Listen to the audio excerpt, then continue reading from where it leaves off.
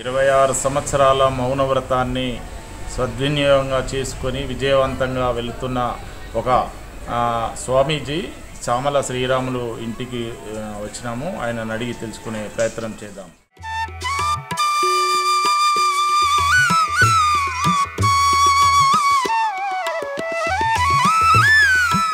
యాదాద్రి భువనగిరి జిల్లా భువనగిరి మండలం రాగిరి గ్రామానికి చెందిన సామా శ్రీరాములు గారు 1 సంవత్సరం 2 సంవత్సరాలు కాకుండా ఏకంగా 12 సంవత్సరాలు మౌనవ్రతం చేస్తానని ముందుగా చెప్పి 26 సంవత్సరాల మౌనవ్రతము చేయడం జరిగింది. 26 సంవత్సరాల మౌనవ్రతంలో ఎంతోమంది లక్షల జనం ఎదురు చూస్తున్న రామ మందిరము ప్రారంభము 22వ తేదీ 24వ సంవత్సరం జనవరి ప్రాణప్రతిష్ఠ, శ్రీరాముని ప్రాణప్రతిష్ఠ రోజు 26 సంవత్సరాల మౌనవ్రతం వీడనున్నట్లు శ్రీరాములు చెప్తున్నారు.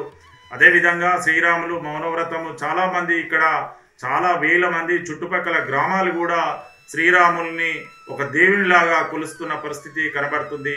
1 రోజు 2 రోజుల ఈ ఒక సంవత్సరం 2 సంవత్సరాలు కాకుండా ఏకంగా 12 సంవత్సరాలని కంకణబద్ధనం కట్టుకున్న ఆయన శ్రీరాముని ప్రాణప్రతిష్ఠ రోజు మాట్లాడాలి, మౌనం వీడాలని 26 సంవత్సరాల మౌన దీక్షను వీడనున్నట్లు శ్రీరాములు కుటుంబ సభ్యులు చెప్తా ఉన్నారు.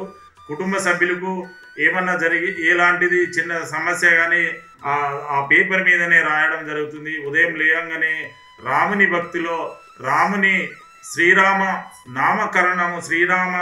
నామకరణం చేసుకుంటూ ఆ నామస్మరణం చేసుకుంటూ అదేవిధంగా భక్తి మార్గంలో నడుస్తున్న శ్రీరాముల్ని ఇక్కడ చుట్టుపక్కల వాళ్ళు కూడా భక్తి శ్రద్ధలతో ఆయనను కొలుస్తూ ఉంటున్నారు. అదేవిధంగా ఏదన్నా ఒకటే రోజు భోజనము ఆయన ఉదయం లేవగానే ఒకే రోజు ఒక పూట భోజనము చేయడం జరుగుతుంది. అదేవిధంగా ప్రతిరోజు ప్రతి నిమిషము శ్రీరామ స్మరణంతో 26 సంవత్సరాలు వీడనున్నట్లు కుటుంబ సభ్యులు చెప్తా ఉన్న పరిస్థితి కనబడతా ఉంది.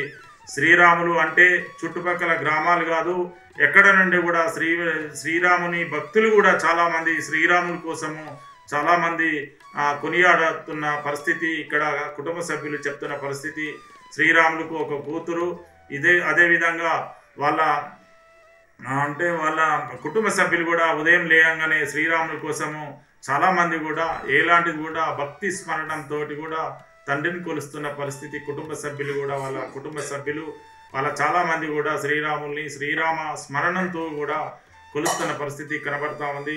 ఈ నెల 22వ తేదీన ఈ శ్రీరాములు రామజన్మభూమి అయోధ్యకు వెళ్ళి తిరిగి సుఖ సంతోషాలతో తిరిగి రావాలని కూడా ఇక్కడ ప్రజలు కోరుతున్నారు.